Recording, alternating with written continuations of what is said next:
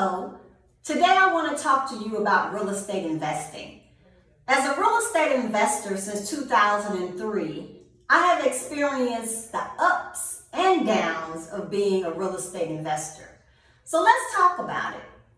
One thing you need to be aware of is that there may be times where your property is not occupied. You're not receiving income from tenants. So you need to make sure that you're able to cover the mortgage notes, any utilities that need to be on while the property is being shown to potential tenants. And you also need to make sure you're able to maintain cutting the lawn, the upkeep of the house while you're looking for a tenant. We found that while we're looking for a tenant, we may have tenants come one day out of the week or 2 days out of the week, and we have the appointment scheduled where it's more like an open house. That way we're not running back and forth to a house every time a tenant or prospect says they're interested in looking at our property. So we self-manage our properties. We don't have a property manager, so it's our responsibility to actually show the property. So we found for us that we pick 2 days out of the week and we have a 2 hour to 3 hour span where we allow prospects to come and look at the property.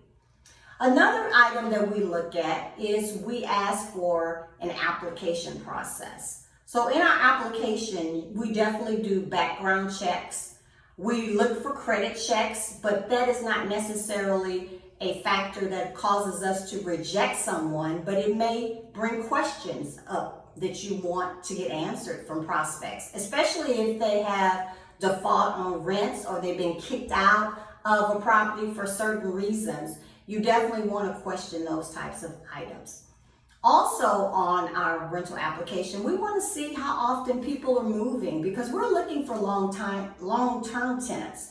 So if someone's jumping around year after year and they have a new address, that may not be a good candidate for our homes because we want long-term tenants. Every time someone moves out, you have to consider that you may have to repaint, you may have to recarpet.